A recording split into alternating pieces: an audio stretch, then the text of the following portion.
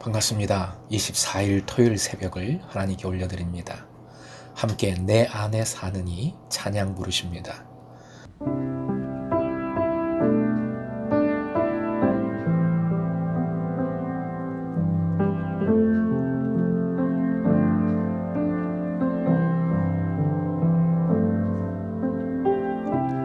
내 안에 사느니 예수 그리스도니 나의 죽음도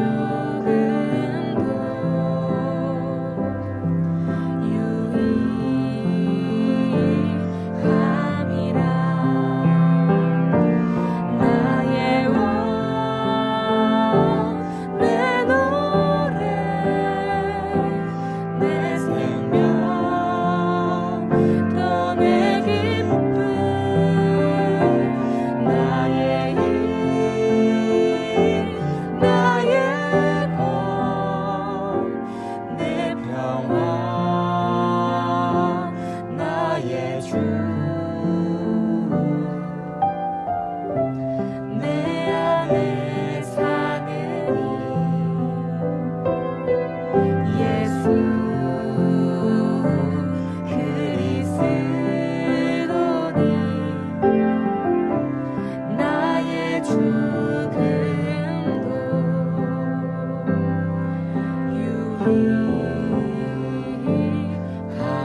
유익함이라.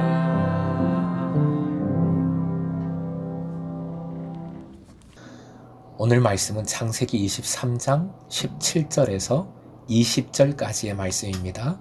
함께 읽겠습니다. 마물의 앞 막벨라에 있는 에브론의 밭, 곧 그 밭과 거기에 속한 굴과 그 밭과 그 주위에 둘린 모든 나무가 성문에 들어온 모든 헷 조속이 보는 데서 아브라함의 소유로 확정된지라. 그 후에 아브라함이 그 아내 사라를 가나안 땅 마물의 앞 막벨라 밭 굴에 장사하였더라. 마물에는 곧 헤브론이라. 이와 같이 그 밭과 거기에 속한 굴이 헷 족속으로부터 아브라함이 매장할 소유지로 확정되었더라. 오늘의 기도 제목, 소망을 품고 현재를 살아갈 때 은혜가 넘치게 하소서. 소망을 품고 현재를 살아갈 때 은혜가 넘치게 하소서. 땅에 대한 아브라함의 소유권이 공적으로 선언됩니다. 막벨라의 밭과 굴은 아브라함이 가나안에서 소유한 첫 번째 부동산입니다. 땅을 주겠다고 약속하신 하나님의 약속은 아브라함이 협상을 통하여 돈을 지불하고 산 뒤에 처음으로 그 일부가 실현된 겁니다.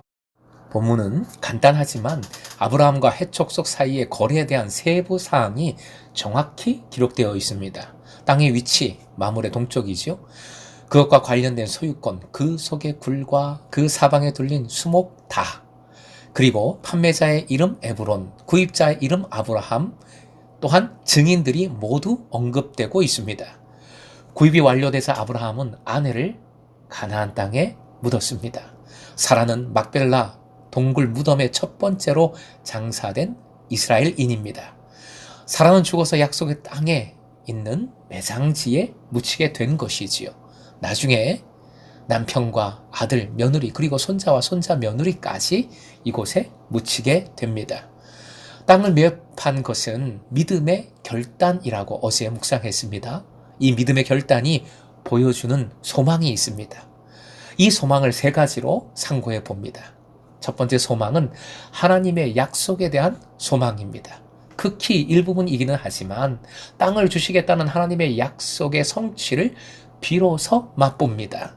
이것은 아브라함이 하나님으로부터 약속을 받은 후 62년 만에 이루어진 것이죠. 이삭의 출생으로 25년 만에 후손에 대한 약속이 이루어졌어요. 땅에 대한 약속의 부분적인 성취는 이보다 훨씬 더 많은 시간이 걸렸습니다. 긴 시간, 인내가 필요하지요. 하지만 믿음으로 보내는 시간은 소망의 시간이 됩니다. 땅의 매입은 하나님의 약속이 희망 고문이 아니라 진짜 이루어지는 것임을, 진짜 소망이 있음을 잘 보여줍니다. 둘째로 본향에 대한 소망입니다. 족장들은 하나님의 약속을 받았지만 완전한 성취를 보지 못하고 죽습니다. 그들은 하나님의 약속을 후손들에게 물려주면서 그 약속이 그들에게 성취되기를 바라는 믿음을 가지고 죽었습니다. 그리고 무엇보다 본향을 바라보는 믿음을 갖게 했습니다.